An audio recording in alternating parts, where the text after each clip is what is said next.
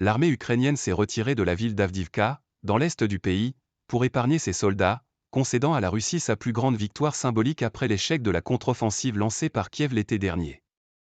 Cette décision a été prise après des mois d'intenses combats et d'intensification d'attaques des forces russes pour conquérir cette ville depuis octobre dernier, causant de nombreuses pertes et destructions. Face à une pénurie de munitions et en infériorité numérique sur le champ de bataille, les forces ukrainiennes ont annoncé leur retrait dans la nuit de vendredi à samedi. Afin d'éviter d'être encerclés, il a été décidé de se retirer sur d'autres lignes. Cela ne signifie pas que les gens ont reculé de quelques kilomètres et que la Russie a capturé quelque chose, elle n'a rien capturé, a-t-il également déclaré. Confrontée à un manque de moyens croissant en raison notamment du blocage de l'aide militaire américaine, l'Ukraine pouvait difficilement éviter ce retrait face à la Russie qui, forte de davantage de soldats et de munitions, poussait ses troupes pour obtenir une conquête à quelques jours du deuxième anniversaire du début de l'invasion, le 24 février.